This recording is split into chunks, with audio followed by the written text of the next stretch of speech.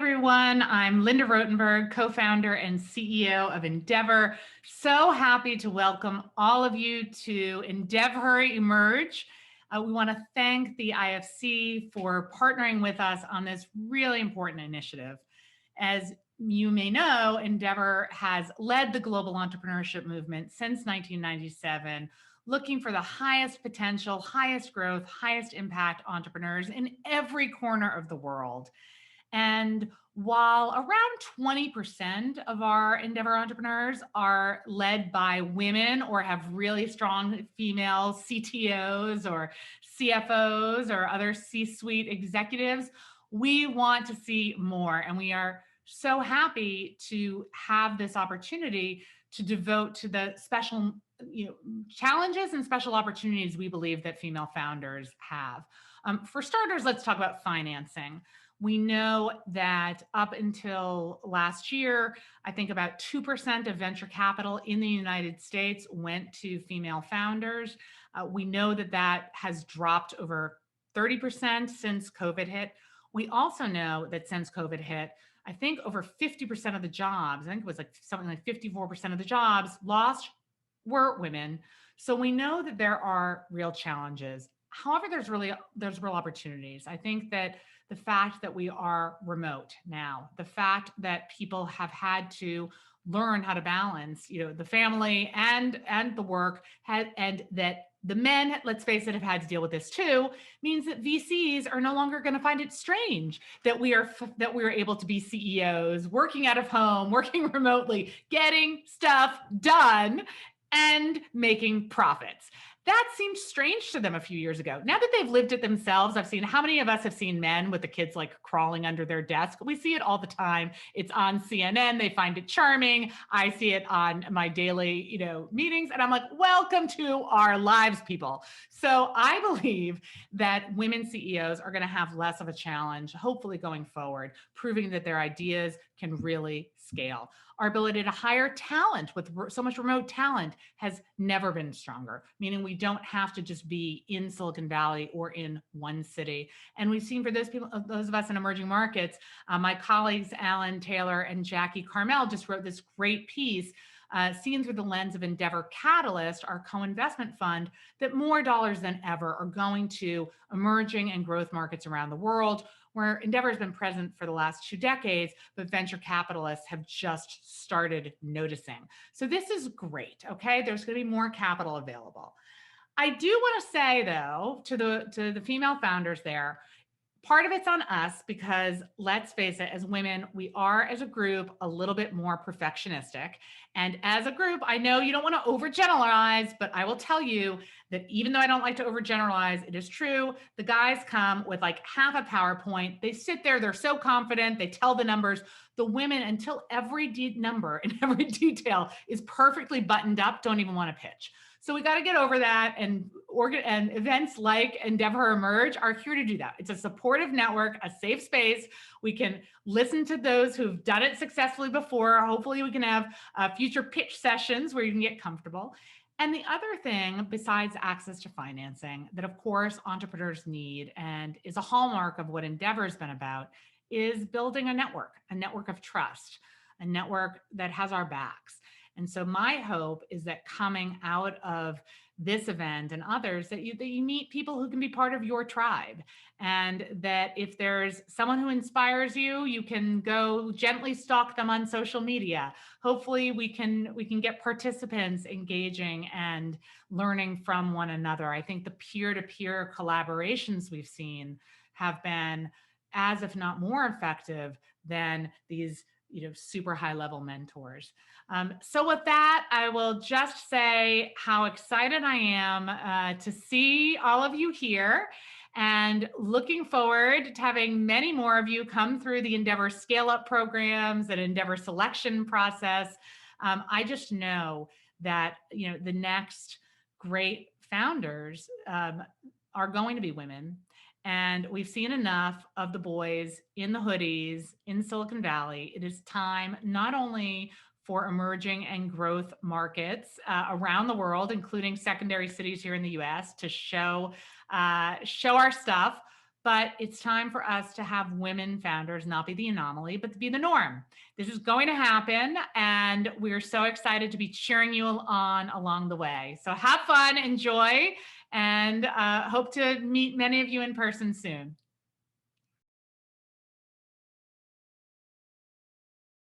Well, hello to all of our audience and participants, and obviously to my fellow panelists.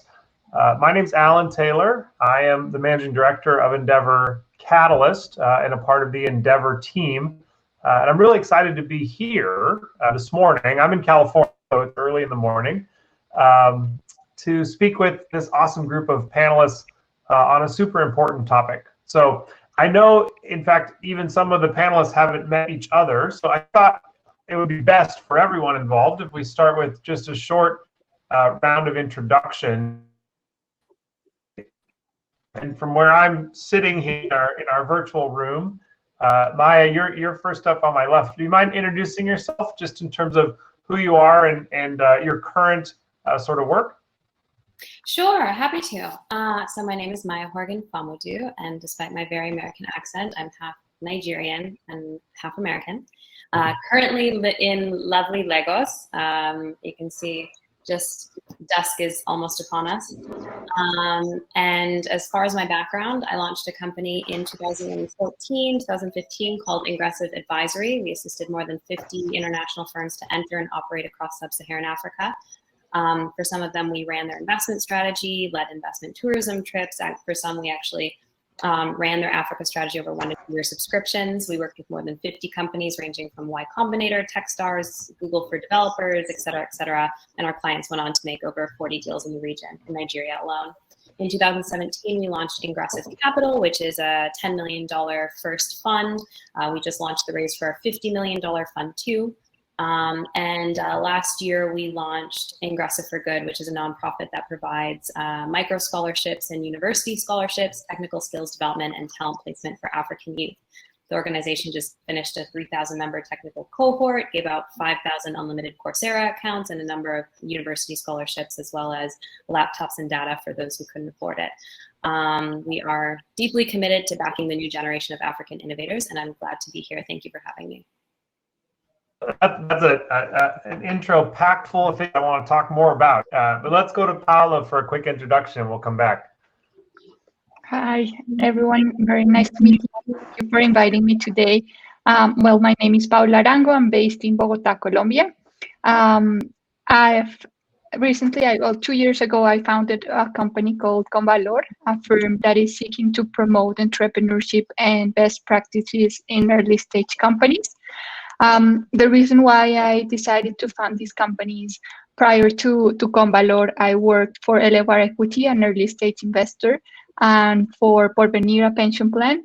So I quite have an understanding of what investors are seeking and what are the best practices to take these entrepreneurs to fundraise successfully and also incorporate corporate governance across their teams and organizations.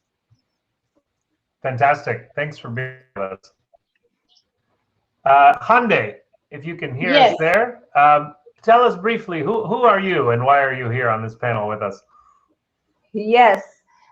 So this is Hande, one of the co-founders and CEO of Insider. Insider is a B2B SaaS company with offices more than 25 different countries, including US very recently, by the way. We are very excited. Including Brazil and Europe and Asia, many different countries in Asia, including Japan and Korea. We have been funded by Sequoia Capital and also Riverwood Capital for our Series B and Series C rounds. Currently, we have like 600 people from 34 different nationalities. So it's a, I think, perfect phase that we are moving from startup to scale-up stage, where as a first-time CEO, I'm also trying to learn what does it mean, what does it take to be a scale-up company CEO. So that's a very brief about Insiders. We have more than 800 enterprise clients all around the world. Those are the online retailers, e-commerce companies, and the most important thing we provide them as a service and product is optimization of the usage of the data by getting meaningful results out of that and help them to grow. That's a brief about Insider. Awesome. Well, and full disclosure, we're also big supporters and investors in Insider and Hande. So thanks for joining us. Yes, sorry that I didn't mention that, but I didn't want to keep it very long. But EndeavHer is a very special name to us. Not only our investor as a catalyst, EndeavHer catalyst. Actually, if you ask me, what are the most important positive contributors of Insider's growth today? Certainly, EndeavHer will be one of the names on the top of the list. Thanks for that. You're very kind. Let's go to Matt. Matt, can you give us a brief introduction? Sure thing. I'll keep it super brief. So we founded a fund called Ada Ventures. It's a UK-based fund. We closed on $50 million, so it's a pre-Series A stage technology-focused fund, investing in underrepresented founders and overlooked markets. We have, so it's two of us who founded the business. We have a sort of distributed model of sourcing deals. So we have 60 scouts who represent diverse inclusive groups within the UK tech ecosystems. And we recently launched an Ada's Angel program where we gave capital to 5 of those scouts and made them angel investors with our capital. Again, to further diversify the sources of capital in the UK, at least initially, and hopefully more broadly than that beyond. Awesome. Well, I look forward to talking about that. And obviously from EndeavHer's side, we believe fundamentally entrepreneurs change the world, right? That's why we are so excited to support amazing founders like Hande, right, as their companies scale up. But I have to actually recognize here on this panel, Matt, Paula, Maya, all 3 of you really are, I would say, entrepreneurs in the capital space, right? And so founding first-time funds is absolutely about being an entrepreneur. So I'm interested to dive into that a little more. Paula, I'll come to you because I think you came from an established platform and at EndeavHer and then went to launch your own fund. Maybe just share with us 1 or 2 minutes of that decision. What went into kind of deciding to go out on your own? Actually, I don't have a fund myself. What I do is that I advise entrepreneurs that are seeking to fundraise. So it comes from building their decks, understanding their business models, putting them and connecting them with the right people, making sure that they don't miss their first bullet, which most of the times are their only bullet, so that when they come across investors, they're ready to present their business models and to attract and fundraise the resources that they need. So I decided to do so because I think that's kind of a missing middle. Some of the entrepreneurs are not that early to join an accelerator. Some of them don't have the resources to hire a consultant. Some of them still don't have the team in place to go outside and fundraise. So in this advisory model, I found that they're willing to pay for a very affordable, let's say, fees and be successful at the end. Understood. And in your work, are there common mistakes or common trends that you see entrepreneurs making that you can kind of help them with very quickly? Yes, of course. I think one of the most common mistakes is that the founders do not prioritize the construction of their management system. So when I say management system, I mean having to track their cash flow, understand what the uses of their funds, the sources of their funds, track the right metrics, which I guess it's very important. Naturally, entrepreneurs put all their efforts in solving a problem, executing a plan, and also proving stickiness of their business, but they forget that it's very important to make decisions based on numbers and metrics. I always recommend them to put in place a system when they can track performance versus budget, where they have their commercial KPIs, where they understand what is the relevant information of the business. not surprising, but sometimes when you go as an investor to do due diligence, you find that your entrepreneurs don't have general ledgers, for example. So from a fiduciary standpoint, you as an investor, you need to invest in entrepreneurs that are trying to improve the resources of external investors. I also recommend them to make decisions such as bringing new people to their team, or defining fundraising strategies, or digital transformation, or even pivoting their business once they understand their numbers and once they have all the evidence to do so. Understood. And thank you for correcting me. I remember now you're advising today. I guess I was living in the future where I imagine you will start a fund. So, somewhat the way Maya has, right? So Maya, we'll come to you. Talk to us about that progression, right? From initially advising and helping companies to then actually raising your own capital to invest in them. Yeah, so as far as my background, so went to Pomona College, did the pre-law program at Cornell, worked in private equity research, and before that briefly at JP Morgan. And then when I launched, I left private equity research and I tried to launch a $50 million fund when I was 23, and I didn't get very far. I initially tried pitching to Nigerian investors who were like, small girl, what's your experience? And I was like, well, you know.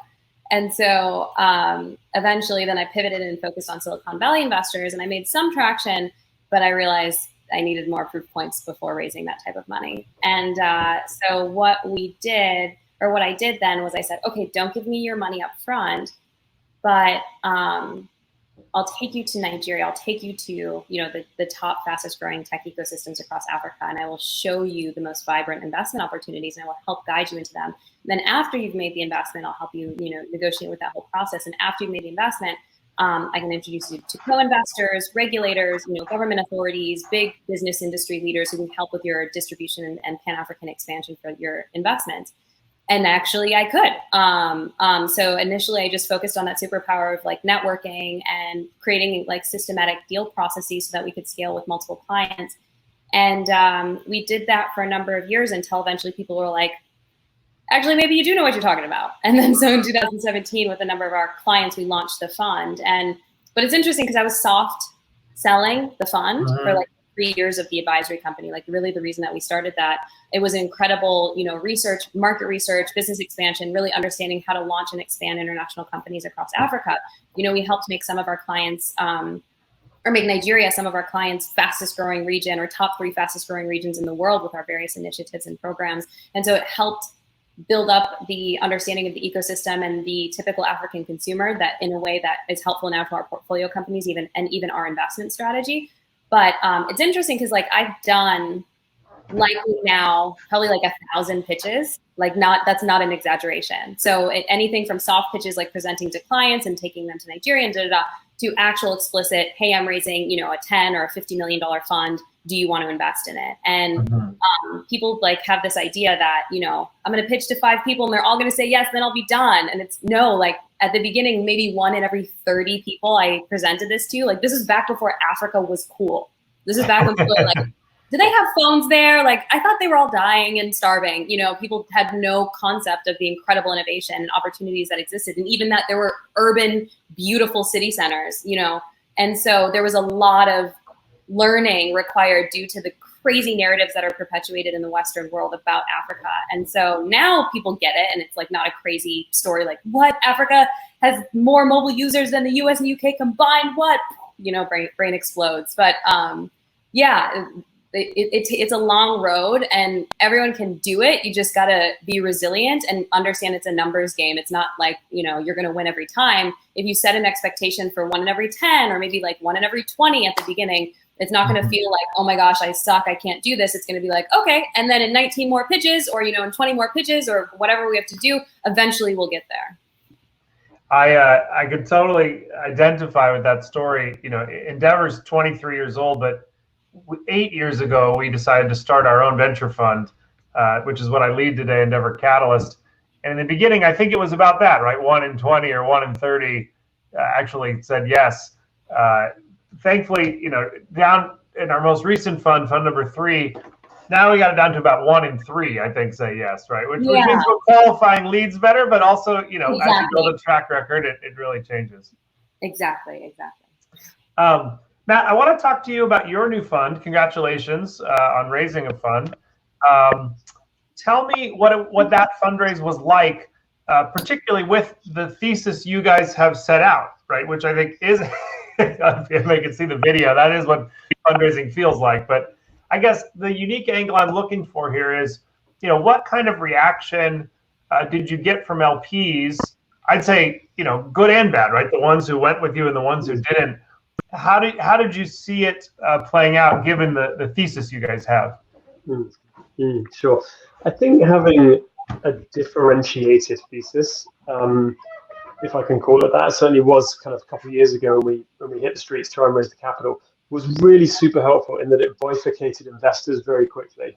Mm-hmm. So people either said, get the F out of my office, which is actually fine, because once you've gotten used to some of the things that you're referring to and Maya's referring to, you're not going to get yeses all the time.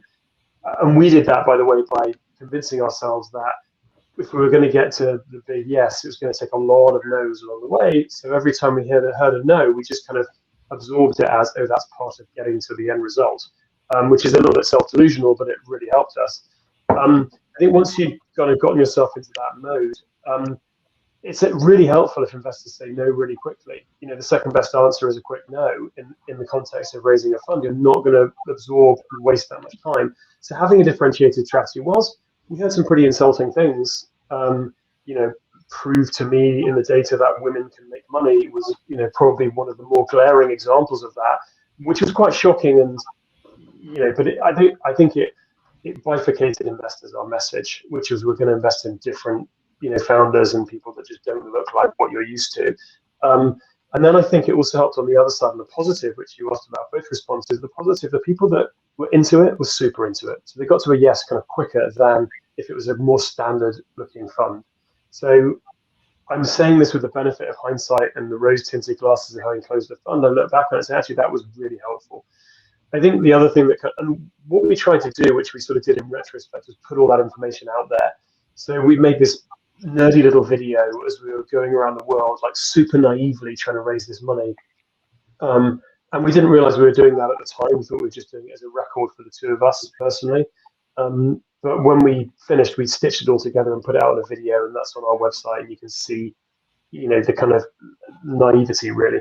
We've done a lot of blog posts, or certainly in my partner, if you go to Check Warner at Medium, she's written a lot about our experience in terms of the privilege of being able to get into those rooms, in terms of what it kind of cost us both personally, if you like, and just trying to be much more open about it, as I think a realization of the position that we kind of found for ourselves, having closed on a legitimate fund size, $50 million, and the position of responsibility we kind of found ourselves in as a result of doing that with a highly differentiated investment strategy, was then to be very open about what it took and to kind of help other people that want to follow that path with more of the information than you'd ordinarily get from people who have joined, that kind of elite world of you've closed the fund. We didn't want it to be like that. That's also kind of what's behind our Scout program, and then our Angel program is how can we share ADA with a much broader community of people? How can we make the path to getting a VC fund, which is just the greatest job in the world, how can we make that easier and more accessible and more inclusive? So we're only at the start of that journey. You'll see lots more coming out of ADA as a result, but hopefully that's indicative of kind of our philosophy of sharing what we've built with as many people as we can. And Matt, just so everyone kind of has a sense of where you're at in the fund, have you now started deploying capital? Have you made investments with ADA? Yeah, we've done probably what most first-time managers were told not to do by a group of LPs that met us that didn't invest, which is like, don't go out too quickly. We've gone out really quickly. So we started deploying capital exactly a year ago.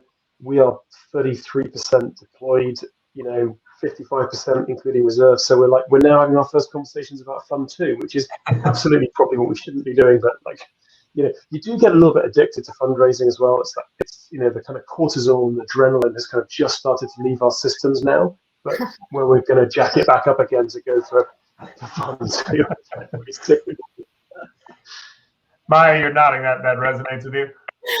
I understand completely. And then also on deployment, I had been personally investing the profits from the advisory company in companies before we even launched the fund. So then we just rolled those into the fund at cost and then just immediately started deploying. And so I completely understand if there are good deals, they need money, and when we first started investing, we would have deployed significantly more money, but we were still fundraising. So like as we raised, as we closed an LPA, we literally sent out the check, close an LPA, send it to a company, close an LPA, send it to the company. So I understand.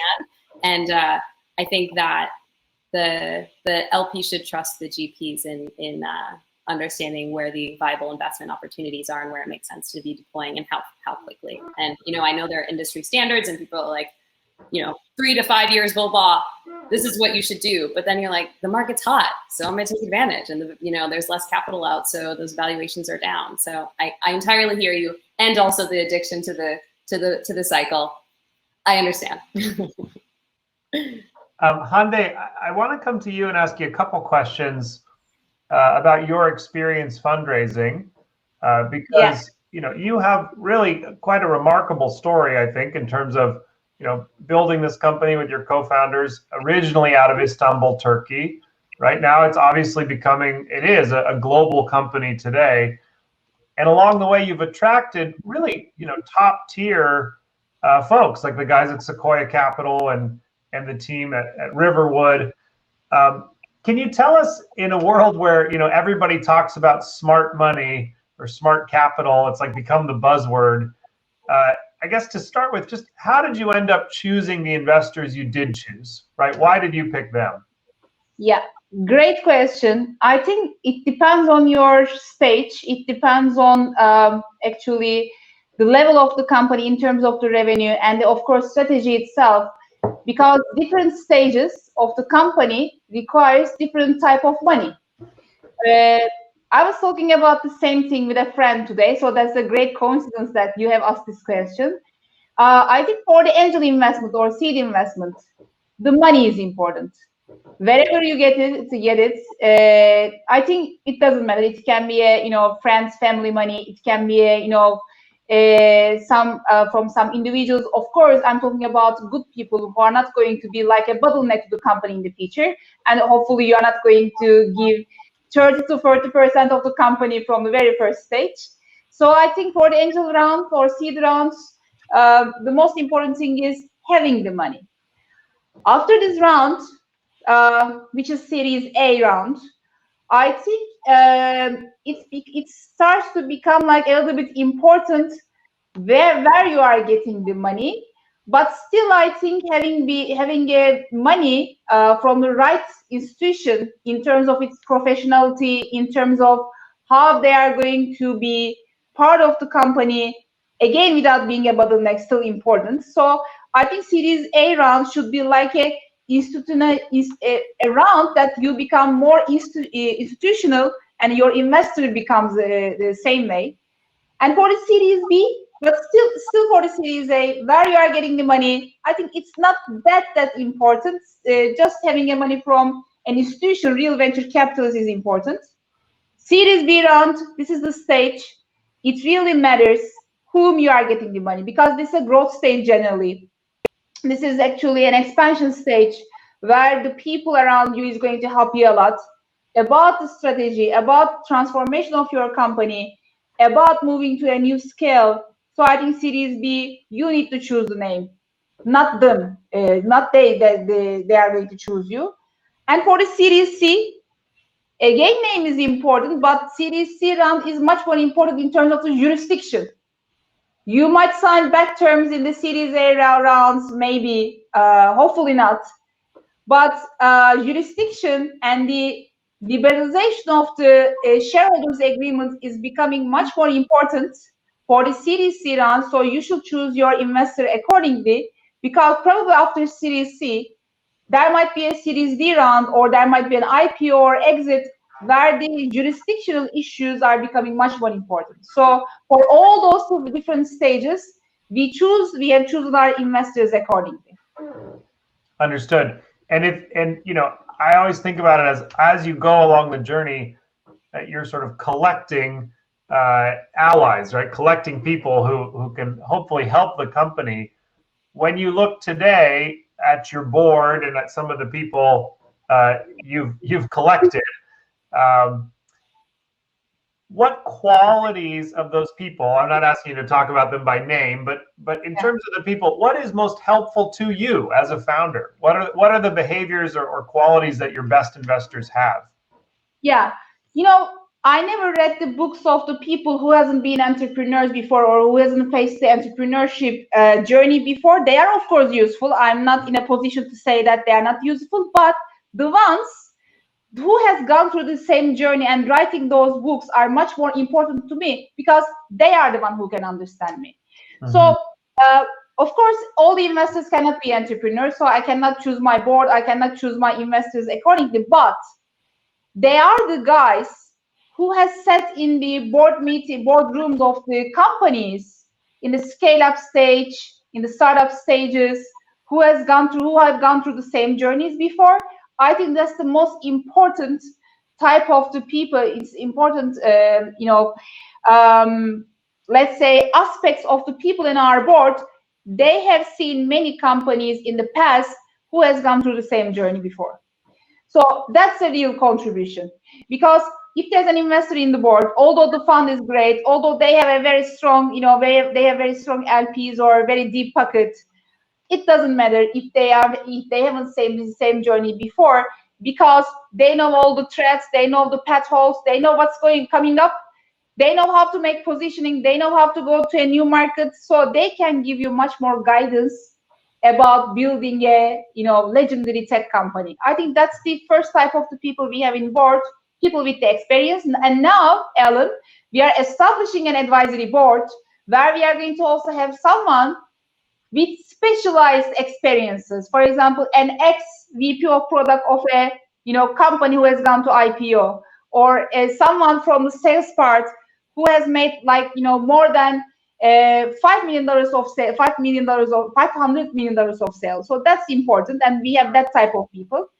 And the second criteria, I think the most important aspect of the board should be, I know that it's going to sound a little bit surprising, but they should be good people. Good people, not only working for the returns, they not only working with the investors. I think they should have the mentality of working for the entrepreneurs.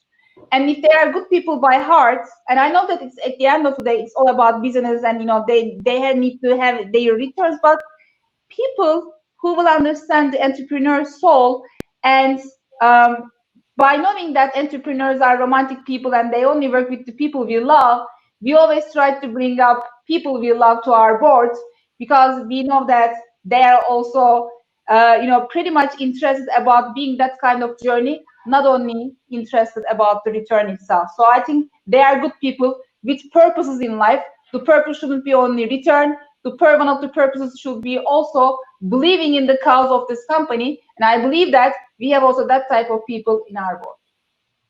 I love what you said at the end there, Hande, about, it really is about the people. I fundamentally believe done well and done right, venture capital is a people business, right? It's about working with sort of high quality human beings. Given the topic of our panel, I want to turn the questions now a little bit more, looking at this lens of gender and diversity, and thinking about, frankly, how do we change this industry of venture capital that for many years has looked basically the same, right? And I sit on the board of the Kauffman Fellows, which is a group that cares a lot about trying to figure out how do we make the venture industry itself look more like the societies and communities we live in.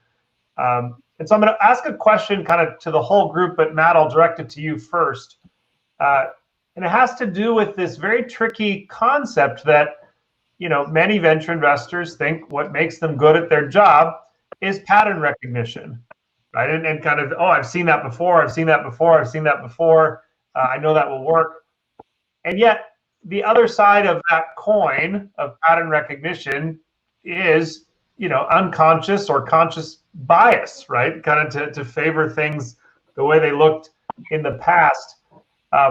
as you set out with like an explicit thesis on, kind of investing in founders that maybe have not been invested in before, how do you help address that, right? With your co-investors, with your LPs, how do you kind of break that idea that, oh, it's all about pattern recognition, and say, no, actually, it is in certain ways, traits and behaviors of entrepreneurs, but not in these other ways? I think, gosh, there's about 5 different questions, which I spent a lot of time thinking about myself. I think there's kind of 2 main areas to focus on. One is, what's the status quo, and then what do you do about it once you've made those investments? The status quo is like whether you want to look at, societal changes, whether you want to look at what's going on. We're all sitting in our bedrooms and what have you for the last 12 months. The world is just evidently not kind of staying still. And I think that those old systems of control and systems of exclusivity, I think it's just crazy to think that they continue today. And those people that do are just going to get left behind, financially and societally and everything else, by trying to maintain those outdated systems of thinking, like pattern recognition. I think so. That's kind of just, I think we'd all on this call agree with that. I think that what happens now is it's about capital, it's about money, it's about putting it into the hands of people. It's like when people say, oh, I want to hire more female engineers, but I don't get any applications for female engineers for my job ad. It's a pipeline issue. It isn't. You have to take directional action about that. And so, we've started to do that in our own small way that we can afford by putting capital into the hands of diverse angels and saying, you make the decision. We'll give you all the kind of support you want. And it's just about that on a much bigger scale. And I think the data will show. Now we're finally at a point where you can see returns. And so the a-hole that asked me that question about prove to me that women can make money when I was fundraising, I've now got data I can literally bombard those people with, right? So that's kind of, and that's different. That's changed from a few years ago. I think that more interestingly, kind of a lot of the number one reason that LPs said no to Ada Ventures' first fund was, I get it, I like it. What are you going to do? How are you going to help those founders that you back raise money at Series A, which we don't lead Series A rounds, when they're not going to be talking to investors that are perhaps as open-minded or inclusive as you are. And that's a really good challenge. That's a really constructive challenge. And so we have to kind of open up the code of the gamification of venture capital, because it has been a closed club. It's been like, you look like this, the pattern gets recognized and matched, and you get the capital. And if we're saying at the front end or the sort of early stages of that, that's broken, that's wrong, we've got a better way of doing it, that's fine, but that's only kind of half the answer. The next bit of the answer is we've then got to educate and open up the game to other people and say, this is how the code works. And that, as I say, was the number one reason that sophisticated LPs who liked Ada Ventures didn't do it. And so we do, the usual stuff. We've got, pitch coaching. We've got, we use video. Started to use video a lot more. We're starting to kind of democratize access into those Series A funds in the best way that we can. And really, the best thing we do is build Ada Ventures into the best quality, pre-seed and seed fund that we can, so that the later stage groups know what they get when it's an Ada Ventures backed company, and it's a super high quality. And that's on us. That's on us to support those founders with everything else that they need beyond the capital that we've invested to help them do that. So I could go on and on and on about this. It's something that we thought a lot about and speak to a lot of people about, but I don't want to kind of be a mic holder. No, I appreciate it. I'll open it up to Maya and Paula. If you guys have, you're right. I asked about 5 questions in one, but if you have comments on any of those. Yeah. So firstly, Kauffman Foundation or Kauffman Fellowship is great. I just applied this year, so that's really interesting. Oh, awesome. And then the second point, I find it interesting that we're, that pattern matching, at least in the African ecosystem, that the traditional ways of pattern matching, like what school did this person go to, where's their background, that those things are relevant, because building in the African ecosystem is so wildly different and challenging and has skills that have no necessary correlation with where you went to school. Cool, you got your MBA from Harvard, but do you have resilience and do you have an acute ability, like just on the day-to-day, being able to wake up in the morning and fight with your, security man about getting diesel or because the NEPA's off and da-da-da, and then being able to sit in 4 hours of traffic going to the office, or not sitting in your room and then dealing with constant, power and internet outages because we're living in an emerging market. Like there's so many wild nuances, and that's just on the day-to-day that would keep someone here. And then aside from that, like, and the way that entrepreneurs, given the underdevelopment of the education system across the continent, people here are not becoming the best developers ever from going to state universities or going from, top tier universities necessarily. It's all about practical apprenticeships. And I'm finding that increasingly in the technical spaces, like where do you learn to be a good entrepreneur? It's not from going to an Ivy League school. Where do you learn to be, the best technical builder out there or the best designer out there? It's from real practical building experience. And you only get that, on the job and in a company. And there are increasingly unlimited opportunities to work to, whether it's starting off your career and doing for free and just interning with organizations and moving up from there, but to be able to build a robust track record and, sharpen and fine tune those requisite skills that you actually need that are the ones that are really important. So for us, our, I guess, pattern matching has nothing to do with the career or the gender or anything like that. It's like, does this person have an acute curiosity and to understand their customer experience? Do they portray that empathy and that sort of understanding of the deep understanding of their total addressable market in order to be able to build a viable product that people need? Like, do they have the resilience in order to stay up till 3 a.m. every night for 5 years living in Lagos to focus on this end solution? And in questions like that, 37% of our portfolio companies are female founded or female co-founded. We're not a women's fund. This is just because 64% of our team are female. I'm the GP and I'm a woman, and it happens to be that when you're a woman, you run into other women in the same industry more regularly, maybe. And so I think it's also important to have executives, the diversity of the executive team and the investment decision-making team reflective of the populations that you want to include, just by nature of where people spend their time and who they know and how they can relate with people. But like, as far as on our diligence criteria, if you look at our investment memo, what school did they go to is it's not something that really even matters to us. Like, I want to understand somebody's practical business building skills, because in this Nigeria, or in this Kenya or this Ghana, where you're building your businesses, it doesn't matter where you went. It matters really what you've cultivated. So yeah, I would say just the executive, the demographic of the executives in reflective of the types of companies they invest in, and really just paying attention to what's actually important, which is the character of the founder and the size of the market that they're investing in. Mm-hmm. No, fantastic. Paula, did you want to add? Yes, I would say, despite female, not female, the advice that I give to every entrepreneur is you've earned your seat. You're there for a reason, and so you own that chair. Someone wanted you in the room. Just make sure that you're sending the right message and that you're proving your capabilities. Also build a strong network. Be mindful that every colleague matters.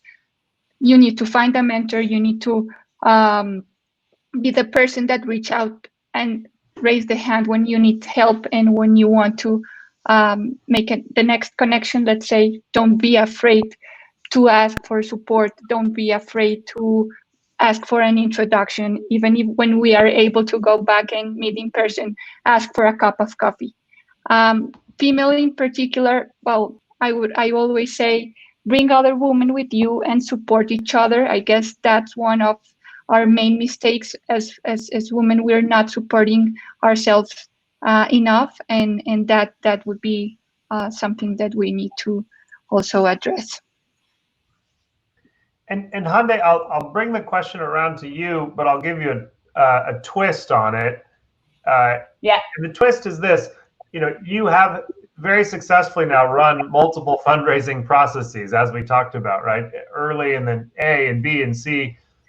Can you share with the group, did you ever encounter any bias or attitudes from investors because you're a female CEO? Is that something? Did you ever have to say, hey, look, I like this firm, but based on the way that guy just acted, we're not going to talk to them? I think I was pretty much lucky because the investors we have met so far during the whole funnel, I think they weren't that type of investor who are quite primitive about thinking that female and male are different. So I have never faced someone like this, but I remember that while we were thinking about working with a agency who can help us, or investment advisor who can help us during the whole process. By the way, we actually decided to make it by ourselves, but at some point we were thinking like whether we should work with an investment advisor. And I know that one of those investment advisors was a pretty much guy, even who wasn't listening me in the room, or instead he was actually listening my man founders or male founders. So that was a very, very frustrating moment for me, but frustration doesn't help to any of us. I think we can change all of those perceptions by making feel them like, or that type of people. If you are a productive mind, it doesn't matter that you are a male or female. I think productive minds at any part of the world, under any condition and circumstances, will win. But as women, that kind of social responsibilities, which are trying to break these diversity issues, is great. But at the same time, we have also a very important role as females. We need to also make ourselves maybe much more visionary, entrepreneurs, convert ourselves to a productive minds. Unfortunately, maybe dogmas in these societies has also put women into this position, and they were like, in some of those, especially in developing markets, women's role is mostly a housewife, and then instead of just building their own businesses, they are much more focused on finding a man to get married. So the position that we have put all of our responsibility to change it by becoming a productive mind. I don't want to say that men's or women's are better than each other, but they have advantages and disadvantages to each other. But I believe that if a woman entrepreneur is a visionary one with a pretty much productive mindset, I think we can even be better than the men's because of our very strong gut feelings. And most of the time, data is great, but gut feelings also works a lot for the entrepreneurs. So I think we can do much, much more better. Yeah. Sorry for sounding like a feminist. I'm not actually, but I believe that this is the case. You'll get no apologies. You'll get no arguments, I think, on this panel.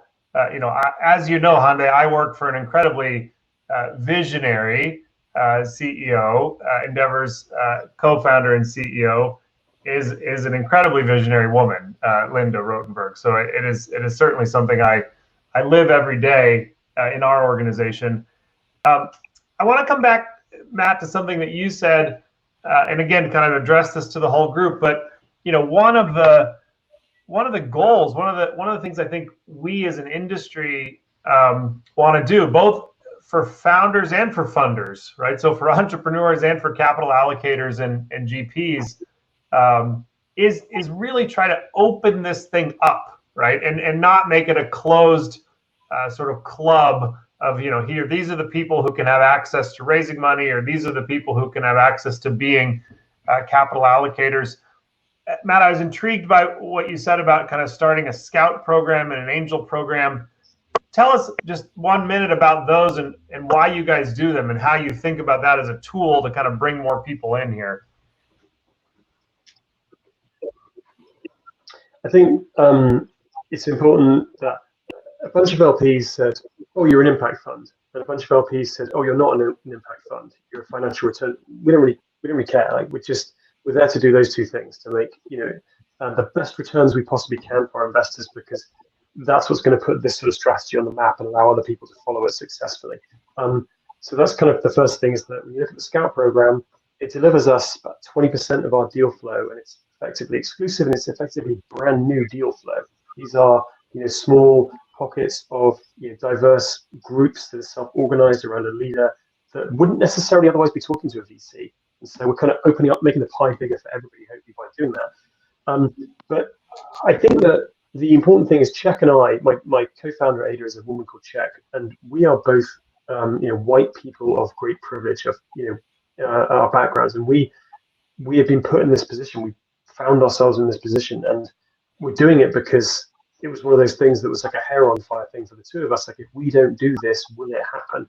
So we've done it as a beachhead. We fully expect and want the funds that come behind Ada, certainly in the UK at least. There's more activity going on in other geographies like the US, but in the UK at least, we want them to be run by people that look more diverse than me and Czech, right? And so we very much understand our role in this is not about us, about the fund and the brand that we represent, and what that can do if it breaks some glass and breaks some molds, right?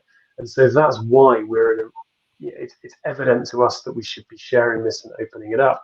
It serves the fund as well, right? By having these scouts and these angel investors, the fund it's a numbers game. We've got more in the top of the hopper. We've got more interesting deal flow in there. It's ultimately, by the maths, going to lead to a higher probability of a better financial outcome for everybody. And that's really important. If this doesn't work, the haters will be able to say, you see, you can't make money backing founders that are not pattern matched, right? So it's very important that this is massively financially successful. But I think that's kind of why we do that. We do that because this is a classic, profit purpose operation. Like, got to be very financially successful, but it has purpose at its heart. And so there's a lot of people that talk a lot of this stuff, and this is our evidence of doing it, right? Mm-hmm. And so, I think that's kind of how we look at that at Ada anyway. No, I love that, and I completely agree with the importance of this moment in history, right? Or maybe this movement that we're all trying to be a part of in proving and showing that the outcomes can be real, right? And that this isn't some sort of side project or a special initiative, but this is actually where the whole industry should move. I'm watching the clock. I think we have just about 1 or 2 more minutes. And one of the things I think that's really powerful is that each of us on this panel has our own set of experiences of what we've lived and learned over the last 5, 10, 15 years in building these things.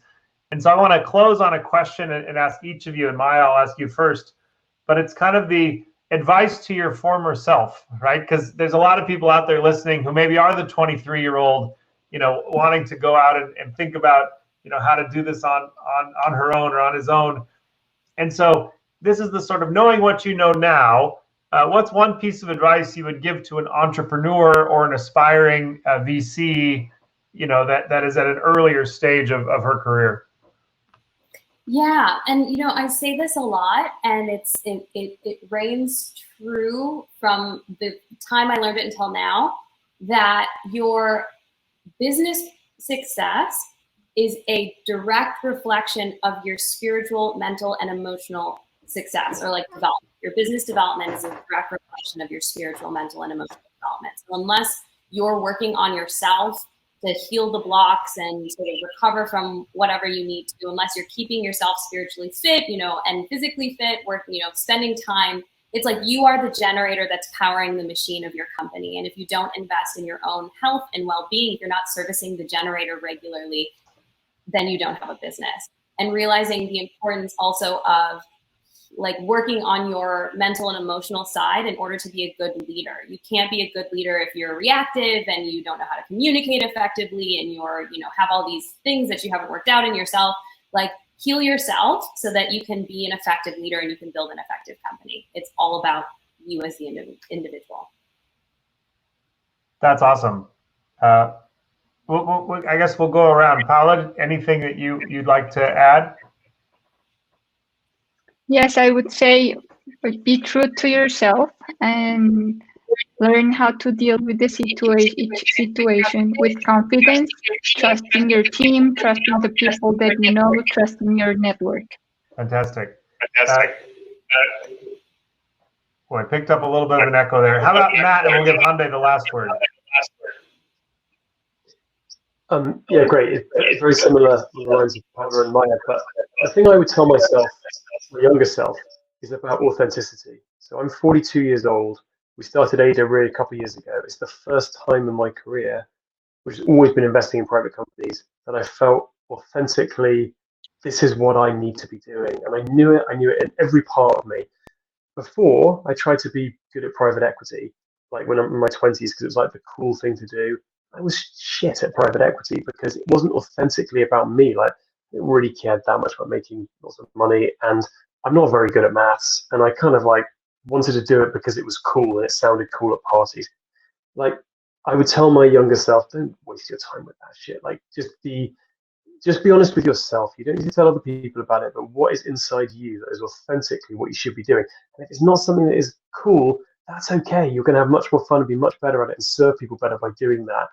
So I'd say to the younger Matt, don't do what you think is cool. Just honestly do the thing that you feel is authentically what you must be doing in the world at that point in time. As I say, I'm 42 and I've only just really found out what that is for me. I love that. Hande, how about you? Last word for our panel. Very quickly, two things. The first one, it's all about people. So you should be dedicating much more time for finding the right people because you will need them on the way. And I couldn't understand Steve Jobs saying about find the people be better than you and then work together. I understood it. I understand it now, nowadays especially. We have lots of team members, of course, but especially people who scale yourself is pretty much important for the future.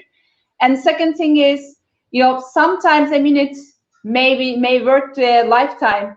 Even in a minute, many things might change. In a sales meeting, in a sales call, or in an important, let's say, investment meeting, don't leave the game until the last minute.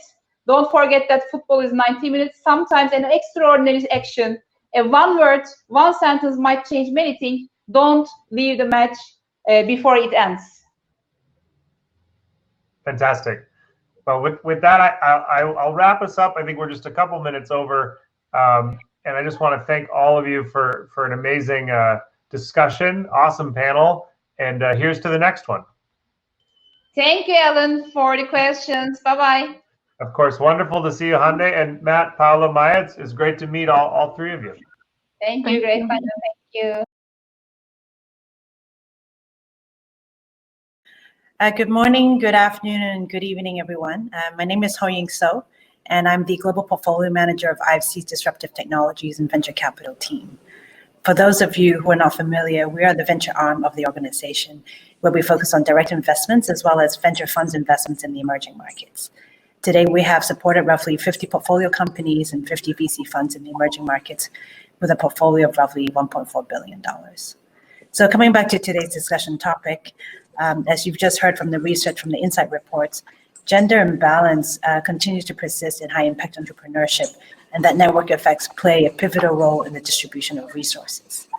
Even in the absence of bias, lack of awareness and exposure to the right organizations can serve as a barrier to the tools that make growth easier. We're joined here today by entrepreneurs and community builders from very different markets to learn how they are leveraging existing communities, developing their own ecosystems in order to scale more efficiently and build connections along the way. And it is my pleasure to introduce you to all the fellow panelists on this call today. Emily Singh Denis, Head of Platforms for Female Founders Fund, Lateefa Alwaalan, Managing Director of EndeavHer Saudi Arabia, Yasmin Belo-Osagie, who's the co-founder of She Leads Africa, and finally, Carolina Banales, who's the founder of Eyecue Insights. So perhaps just to kick off, we'd love to have a round of introductions from all the panelists. Please tell your audience your name, your current work, and something you've discovered about yourself since the onset of COVID in the quarantine. Maybe we can start off with Emily. Great. Hi, everyone. I'm excited to be here and excited to speak with such impressive fellow panelists. Thanks so much for having me. I'm Emily St. Denis. I'm the head of platform at Female Founders Fund, which is an early stage venture fund that's based in New York City. We invest in women building category defining businesses, mostly in the tech space. We've invested in startups like Billy, the Razor brand, CoStar, astrology app, Maven Clinic, Zola, Tala, Winky Lux, and about 45 to 50 other portfolio companies. So as head of platform, I provide post-investment support and services to our portfolio founders. and lead brand, content, and operations for the fund. And a big part of my role is building community for the female founder ecosystem, not only in New York City, but across the US. Although we do focus mostly in New York, SF, and LA. Something I've discovered about myself since the onset of quarantine, I would say, I think like many others, pre-quarantine, I was always running around, always exhausted, and never really had time for anything that wasn't totally necessary in my schedule. I'm sure many of you can relate. So through quarantine, I think I've rediscovered a handful of interests from when I was younger. I find myself reading books just for fun, which I haven't done in years, sadly.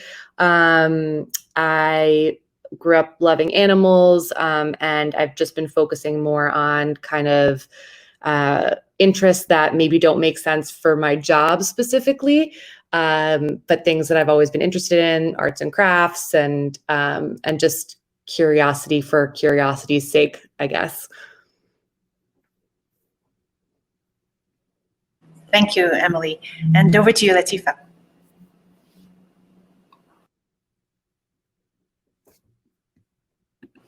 I think you're on mute. Can you guys hear me now? Excellent. So thank you for having us this morning or this night back here in Saudi. Thanks for the EndeavHer Global team for putting this together. So my name is Lateefa. I'm Managing Director of EndeavHer Saudi. And I started off my career as an computer scientist, then turned entrepreneur. And then finally I've been helping build and one interesting thing I discovered about myself during COVID, well, let's say I rediscovered my relationship with my kids. One good thing that came out of it is that now my children speak more Arabic than they used to. I guess because we're gladly spending more time with them as parents as well.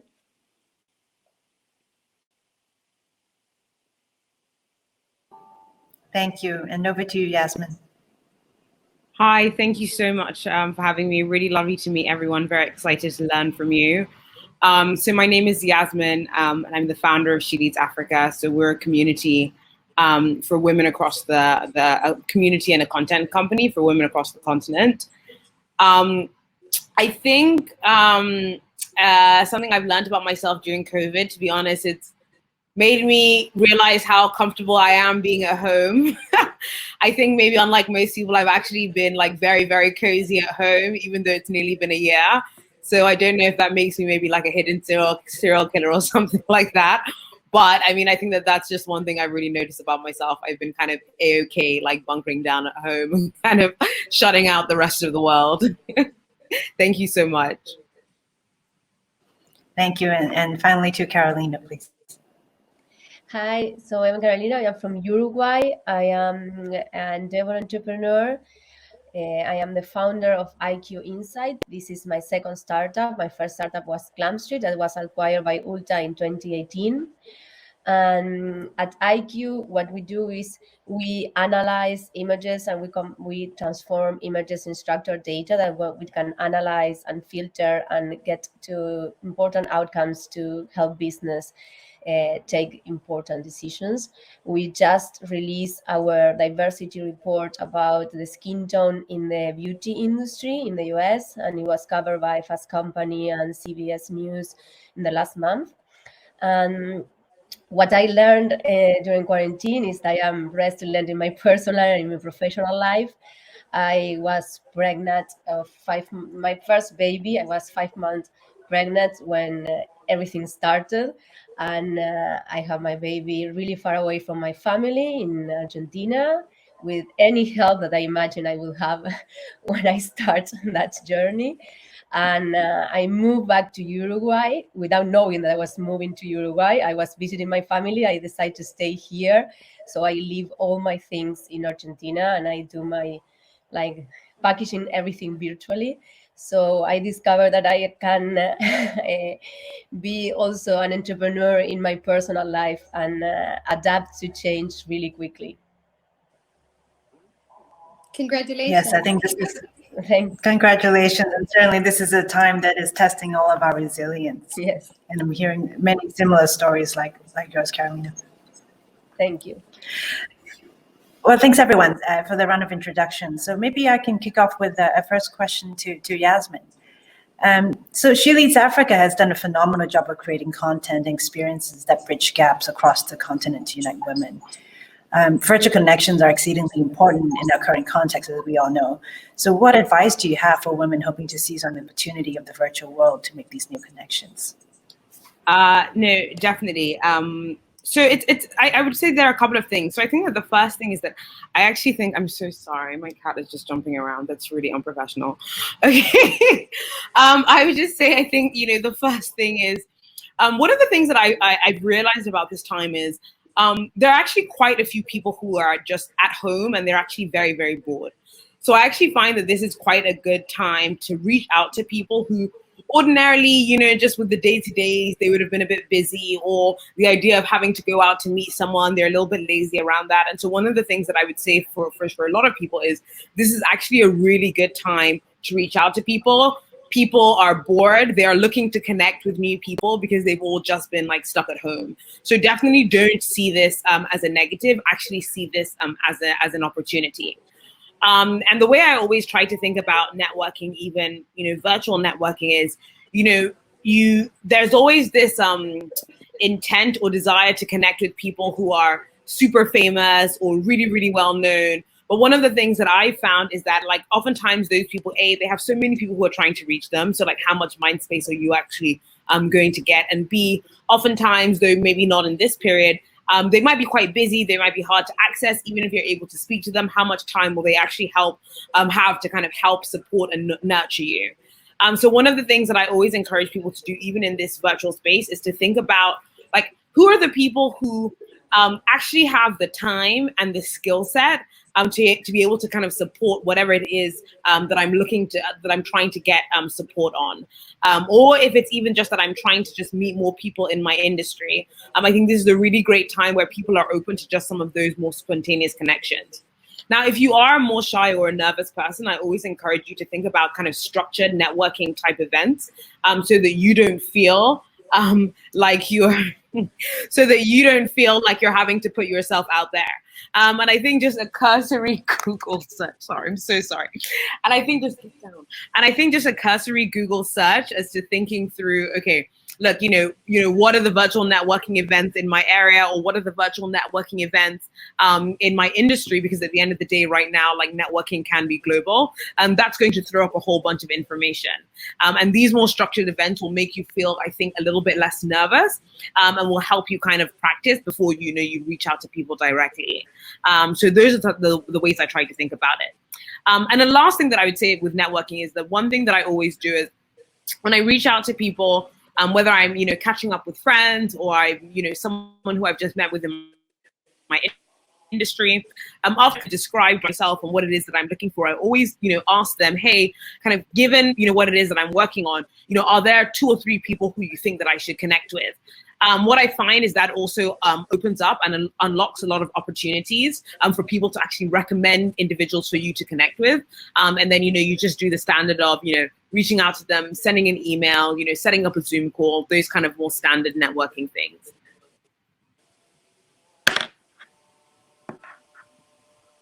Excellent. I think you've given some really good suggestions and examples there as well. And Lateefa, I know you have a lot of experiences both as an entrepreneur and now as an ecosystem builder for EndeavHer Saudi Arabia. From your perspective, why are communities and networks so essential for founders? And what challenges have you come across when it comes to supporting female entrepreneurs and building successful networks? To be honest with you, networking is a dear topic to my heart. And because growing up as a Saudi woman or an Arabian woman, let's say, usually you're more, you don't have the opportunity to build professional relationships. So towards when I became, let's say, when I was a student in the university, and the whole, I mean, it was the first time for me to be put out there, having to build relationships with all sorts of people.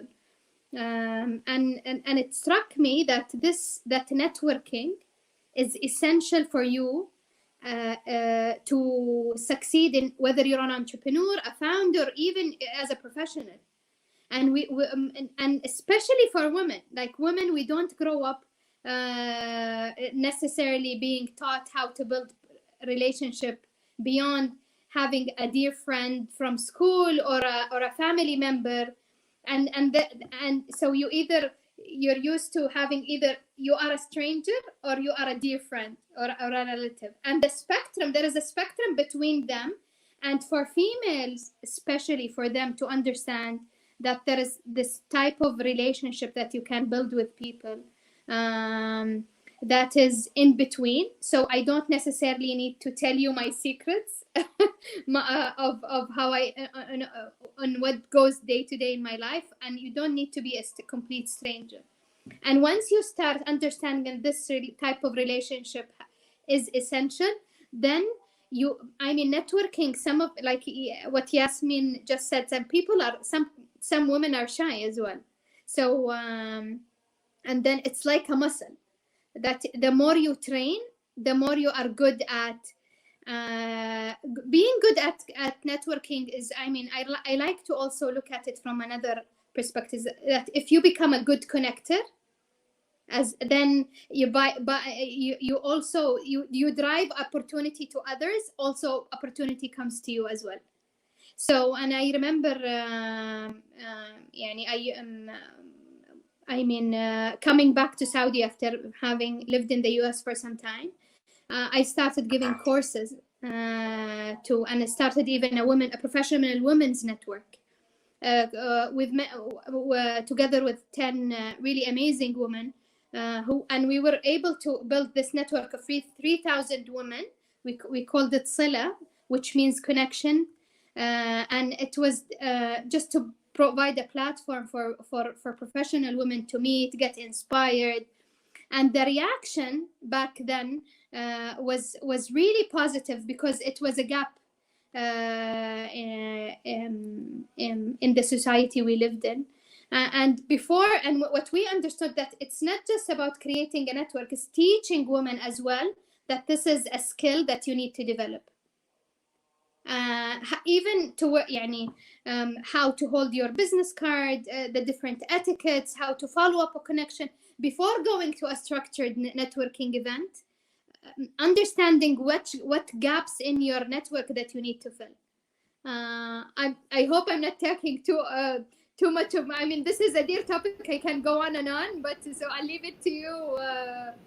Thank you, Lateefa. And I think I saw a lot of nods there when you talked about this being a skill set that one has to develop. And I think for many people and many females and women, sometimes it's a daunting task. So we'd love to hear from the other panelists if you have some specific strategies that works particularly well for you, or you've seen examples that is particularly effective. I'm happy to chime in. So a big part of what we do is, for example, I think the value of being part of the Female Founders Fund portfolio is that you get to pick the brains of all of the other founders that we've invested in. So we have an email list that all of our founders are on, and they can just ask questions, anything from, hey, I'm hiring for this role. Does anyone have an idea of what compensation should look like, to, we're restructuring benefits through COVID. Like, we want to be the leaders in X, Y, and Z. Who else has thought about things in a different way? To like, I'm losing my mind as a mom trying to run a business at home. What are other people doing? So I think kind of my job is facilitating a place, whether that's in person or online, where people can just have conversations of their own. And I think also being able to know, my job is also being able to know, as Lateefa said, there are some people who are shy.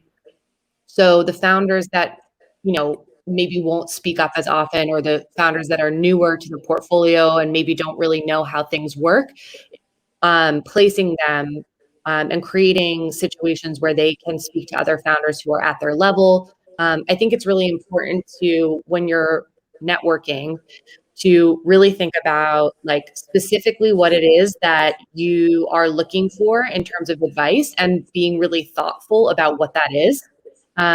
For example, one of our founders, Banu Guler, the founder of CoStar Astrology, we had Seema Sistani from House Party do a Zoom for our founders that was private, just kind of talking about how she's led through COVID, and our founders could ask her any questions. And now it's about a month later, and Banu is raising her Series A, and she is looking for advice from other women of color who have raised more than $10 million. And so being able to connect them and have a specific ask for that person really creates an environment where they can connect in a genuine way.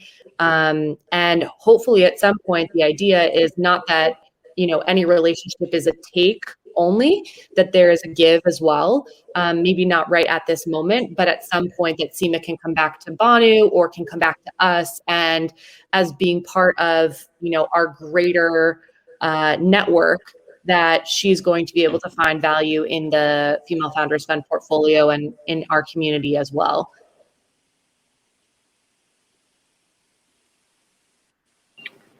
Excellent. And Emily, I think maybe just an extension of that response. You know, I know Female Founders Club has been a major contributor to content for female entrepreneurs and entrepreneurship. And you've made quite a name for yourself with your WordPress programming, both for your portfolio and for the broader New York ecosystem. What goals did you set for yourself when you were leading this? And what suggestions do you have for those who are building their own communities in these budding markets? Yeah, we do have robust programming. We run about 30 to 40 events a year. So, you know, originally as a team of 2, that was a lot. But we've kind of, you know, those, just to give you guys some color, the 30 events are kind of split between those founder roundtables, which are private and only open to the portfolio. And that's supposed to be a space where founders can ask questions that maybe they don't want the rest of the community to know that they're struggling with. They can share challenges with other founders in the portfolio, ask questions that maybe make them feel silly. So those have been really, really helpful. We also do a bunch of panels and fireside chat series, highlighting either founders that are in our portfolio or other talent in the female founder ecosystem. We do a bunch of LP events, whether that's a panel or fireside chat, networking events, and we do a big, like our big event every year is our CEO Summit for about 150 top female founders from across the US, and that's a full day of programming and different speakers. So to your question, I think the age-old question, at least in platform, is how do you quantify the success of your events? Which is a tough question to ask. I believe that a lot of where the value is qualitative. And I think venture being historically male, a lot of, and really focused on investing without, you know, platforms are relatively new function in venture, which has come up in the last 5-10 years or so. And really kind of thinking once we make that investment, you know, the idea is our network can support them in helping them grow and scale, but like our function is really just investing and making those bets up front. Whereas we put a ton of energy into the platform because we believe that, you know, women haven't had the historical advantages of a lot of these other venture funds where maybe they are more well connected or can scale up more quickly. So we put a ton of energy into our programming to kind of help get them up, ramp them up more quickly. So I think the value that we bring is qualitative. So creating buzz around Female Founders Fund, the people within our network, our brand. So to me, for funds that don't focus as much on platform and maybe you were recently hired into that role, I think it's more about kind of getting your partners on board with finding the value in things that are qualitative. I will say though that our goals are based on the quality of the event or the production. So I think the caliber of speakers is super important. We recently had Serena Williams on our podcast. So, and again, that's, years and years. So definitely not saying that any of this is easy, but I think just being super persistent, as well as the quality of attendees, making sure that it's female founders who are raising a seed or maybe a pre-seed or beyond, the way that we make people feel when they leave the events. And so the way we track how our events are doing is kind of if it makes sense to continue doing those events is if the connections made at those events lead to something tangible. I think that's the easiest way to quantify if we're doing something that's helpful. So whether that leads to a direct investment in a portfolio company or a senior hire that's made at that company or a partnership deal or an acquisition, those are easy ways for us to track the success of our events. I guess regarding building communities and budding markets, I am of the belief that it's easier to be successful if you build something around an existing community versus creating something new and then hoping people will come. So I think it's really important to get clear about who you're trying to target, making sure that you do your research around that group, because a lot of times there are smaller pockets that have already been created, whether that's a LinkedIn group or a Facebook group or just smaller communities that you can already tap into and kind of figure out who are the players that have already been doing this, maybe on a smaller scale, and how can you partner with them to be able to kind of, instead of, leveraging the work that they have already done and finding a way to partner with them and asking for advice around what's worked and what hasn't. But I think ultimately the most important thing is making sure that you're creating genuinely good content that people will benefit from and continue to engage with, because again, like any brand, you can do a lot of great marketing, but if the product doesn't speak for itself, you'll lose your community pretty quickly. So just putting time and energy into making sure that what you're putting out there is super beneficial, listening to the people that are coming to your events, and maybe redirecting and pivoting your strategy if you're finding that you're not really getting any of those returns based off of the connections that you're making. Excellent, Emily. And on that point, how has your programming evolved over time? What have you learned along the way? What has been particularly effective? What has been less so? And particularly in this COVID environment, given everything is virtual, what has worked better than you would have thought and vice versa? Yeah, so in the beginning, I think like most people, we had a whole year of programming that we were really excited about. And for the first 2 months, it was really hard to have to cancel everything we had been working on. And, as I said, even with Serena Williams as an example, it takes, anyone who runs events knows it takes months and months, if not longer, to lock down speakers and write all the questions and work to get a community of people who are excited about the event. And so we kind of took a beat in April and rethought what is the content that people really want to absorb right now. And so we created a series called Reimagining Tomorrow, where we do a fireside chat roughly every 6 weeks with a different entrepreneur on a topic that's specific to them, but there's an angle about how they've led through change. So our most recent one was with Bryn Putnam, who's the CEO and founder of Mirror, it's a mirror that's like a fitness app similar to Peloton, and they were just acquired by Lululemon for $500 million over the course of the pandemic. So for us, it was really important to think about, we have a bunch of female founders, early stage or later stage, that are, it's been a year now, who are thinking about, do I want to raise more funding, or do I want to start making connections with potential acquirers? So really being super cognizant of the programming that your community is asking for and needing. And so we've really leaned heavily into that series, and that's worked really well for us.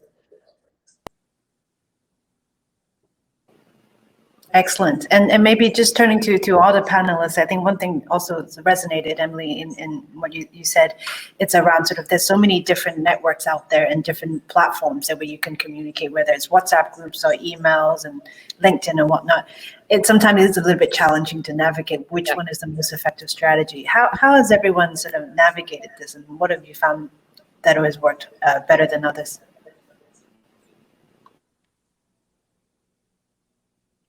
I don't want to keep talking, but I can tell really quickly what we do. I actually have spoken to a bunch of other platform folks about this. We have a Slack channel and an email just list for our founders, and our Slack channel has just historically been like not super active, whereas the email is. And one of the best, I spoke to a bunch of different people because I was wondering, is it our fun? Do they not really want to talk to each other in this format? Is everyone kind of having the same experience? And my colleague over at a fund called Lair Hippo in New York City told me that one of the first things that she did was cancel the Slack channel for all of the founders because it was more confusing to not give people a direction of this is the only way that we're communicating and this is how you are going to be able to connect with your other founders. So I think being really decisive and just making a decision and sticking with it versus taking in the feedback and giving people a bunch of options is something that we are trying to be more aware of. And I think kind of the way that we're planning on working forward in terms of connecting our community. Thanks. And Lateefa, love to hear from you. I know, both the broader and the EndeavHer network as well as what you're doing in the local community. Well, I mean, when it comes to our local community, we wanted to adapt to what people are, where the eyeballs are, and it's all on WhatsApp here. Or let's say most of the time. What's funny is that I'm seeing Clubhouse becoming a little bit popular these days with my founders. But again, this is just a new trend that we're observing. But all in all, I actually found that different people within our network respond to different, let's say, channels. So if I stick to just WhatsApp, then I'm missing out to the 30% that only use SMS or email. So every time we're organizing an event, if it's a virtual, we try to use like the multiple touch points so we can like be top of mind. Sometimes people will be, I mean, it's enough to send a calendar invite. So I guess it's and we haven't dismissed anything, but again, going back to like understanding each segment and how they communicate best has been key for us. Thank you. And Carolina, I want to turn to you as we haven't gotten to you yet. So as a female founder, tell us a little bit about your former company and your new company, how you've thought about building the ecosystems and network, particularly given, a lot of your clients are B2B organizations. So there's probably a different strategy that you're focusing on. How do you balance sort of genuine connections, as many other panelists have talked about, in a way that benefits your business? Yes, so this is my second business that is a B2B business. So yes, it is like really like a challenge because it could take long to close a deal, and mostly all of our important clients are in the US, and we are based in Uruguay and Argentina. So we have our development team. So the first thing is it is really important to create these relationships face-to-face during pre-COVID. It was really important that. So I used to travel 1 week per month to New York every month for like 8 months to close my first deal in the US. And all that first connections were through networking connections that I already have, and they were introduced me to someone else and to someone else, and people who has like a client inside the organizations and a need, and I was like traveling from one connection to 8 more people inside the organizations. I always keep that person, the first connection, up to date, what was going on with that proposal or with the potential partnership that we can create together. So it was like, really, it's like a hard work to create a network outside your local environment. I always say that as an entrepreneur, we have like our local markets are like a case study, and the person inside organizations have the connections with the headquarters, and they can introduce directly to them. So you need to build also, like, it's more easy to build that relationship close home, or like where you have more like culture similarities, and then that person can introduce you to headquarters. In my case, EndeavHer, for example, has helped me a lot with Glam Street. Our first sale in the US was through the CEO of Clarence Mexico. So we went to Mexico to get a mentoring session with him, and he introduced us to the US team. And 1 month later, we were closing our first deal in the US for Clarence. And that was 5 years ago, and I am still in contact with Francois. He's an amazing mentor, and it was really like something that I have been learned how to work with these connections. Now it's not longer like perhaps inside the beauty industry, but it's a mentor in different areas. And I think the important thing is to be really open to the momentum, and like to be really like reading the room of the person you are networking with. Perhaps that person has a different agenda. Perhaps that person don't want to give you an introduction right now, but they want to give you an advice. And it's important for people to feel that they are being helpful to you, that you are taking that advice, that you are making something with that or with that introduction, that you are keeping them posted. So it's something that is time consuming. It takes a lot of time to time consuming to build that network, and to be genuine with that network, because you need to really be open to the new opportunities. And also for entrepreneurs, and almost for women, we need to understand what we bring to the table as well. We bring innovation, fresh air, speed, and we miss a lot what we are giving to them.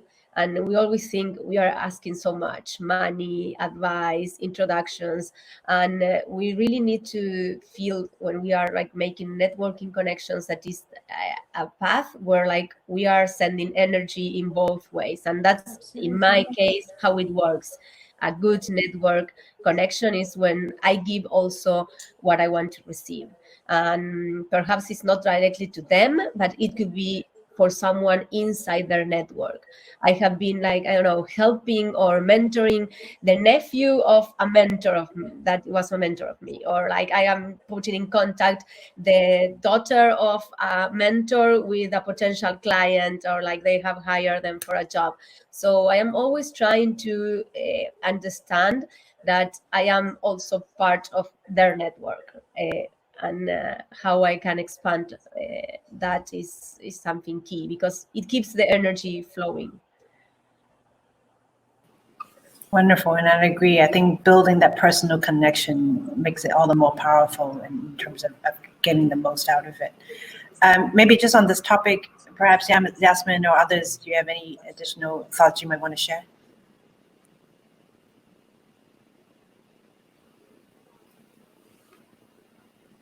You're on mute. You're on mute, Yasmin. Oh, I might have lost her. Can you hear us, Yasmin? Yes, I can. Can you hear me now? Hey. Yes, you can. Okay. No, I was just going to say, if I'm being honest, I think that everything that everyone has said really has encapsulated most of it. And so I really don't want to be repetitive just for the sake of speaking. So I'll just let us move on to the next question. Great. No problem. So perhaps this is a question for all the panelists, is beyond the sort of the personal connection, if we look at the broader ecosystem building efforts, what have you seen out there that's been particularly successful that you admire in terms of incubators or accelerators or different types of professional networks that has worked, that has functioned particularly well? And if it's not out there, what would you want to see out there that we should start thinking about doing ourselves?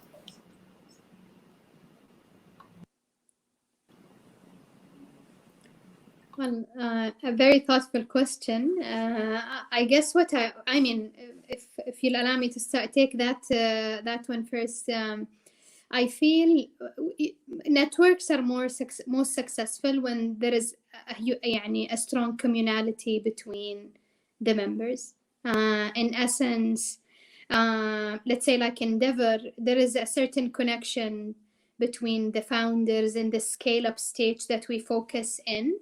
And what we've seen that when we start building, focusing on creating opportunity for them to build one-on-one peer connections, not necessarily just, organizing like content-driven networking opportunities, but just doing a dinner that will bring them together and creating this family feel, then, the value that they derive from the network is even greater.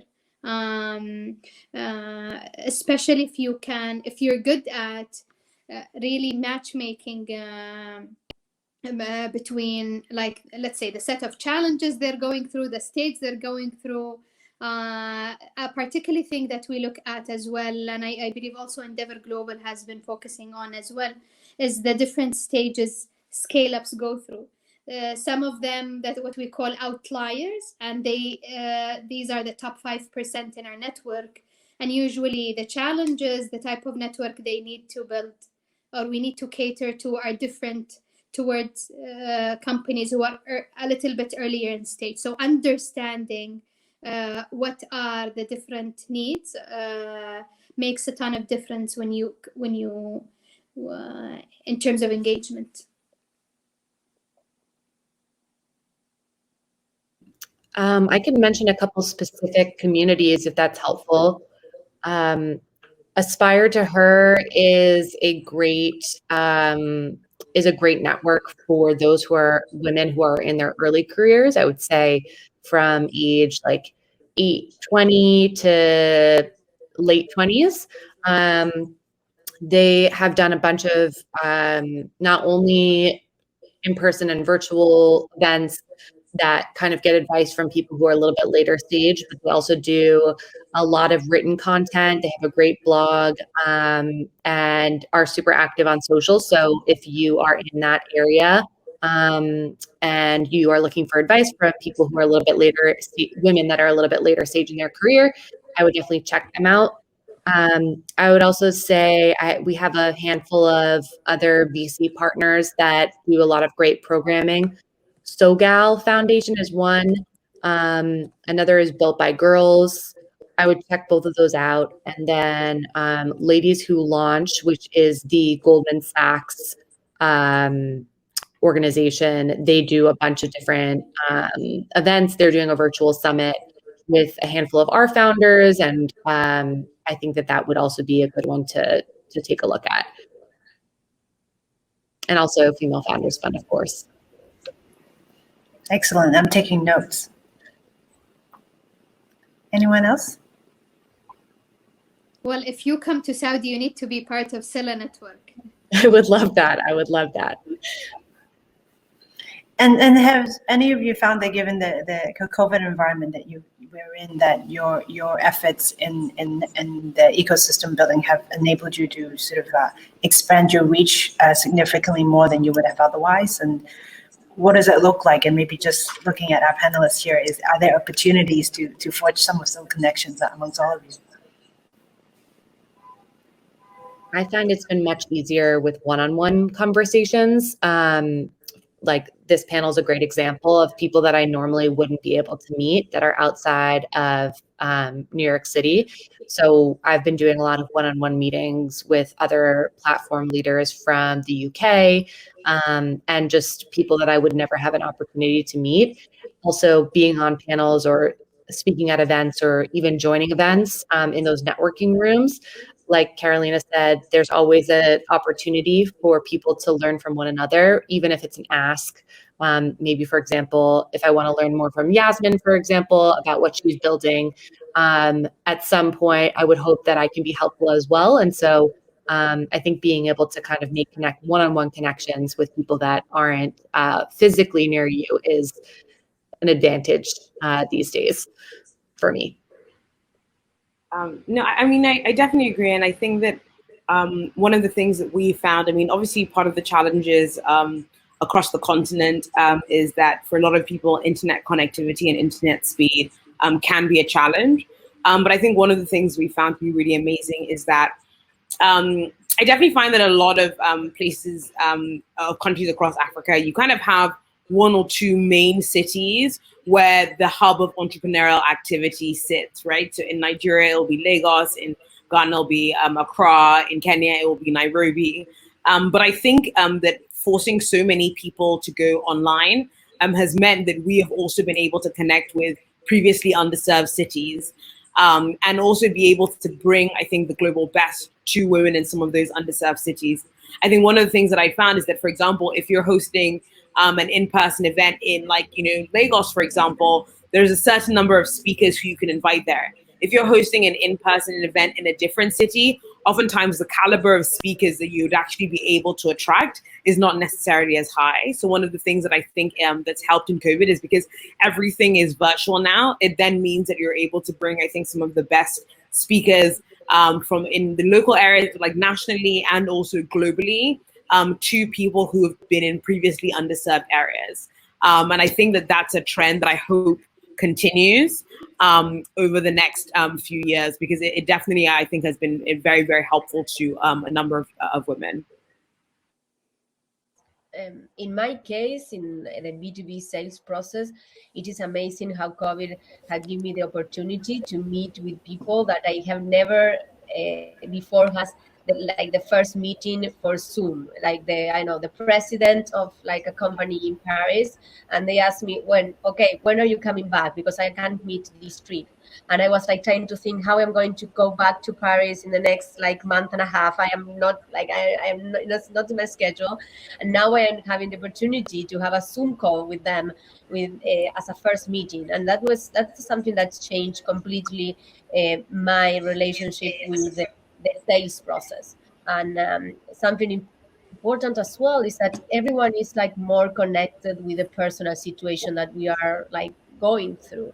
So like how important it is to start the calls with a short introduction about your life, how you are doing with quarantine, how is your like cultural environment, your family, your sons are at school or are like they're homeschooling, what is going on your personal life. And that's like something that changed a lot in my experience, the business relationship. Like everyone starts with that, and that's something that has helped me a lot in the business process.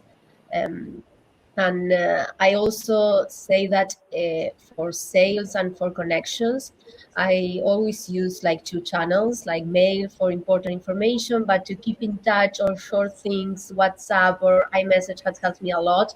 To don't be afraid to get in like more contact directly through something that it could be more personal, but if you keep it not so like many messages or so intense, it's something that helps a lot to have two channels to push the proposal or to push the meeting or like to be able to get their answer more quickly. So be open to get that like the next step in more like a personal touch and not only emails.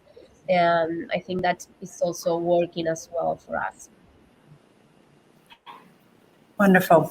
Well, ladies, thank you very much for this wonderful conversation. I've certainly learned a lot. And I think as we think about on the IFC side, how we build a community platform for our venture business, I think I've got a lot of really good, excellent takeaways here and tips. So thank you once again for the panelists for joining this discussion. And a big thank you for the audience for your participation as well. Hope to stay in touch. Thanks so much. Thanks for having us. Thank you so much for having us. Thank you. Bye. Bye-bye. Lovely to meet all of you. So nice to meet you.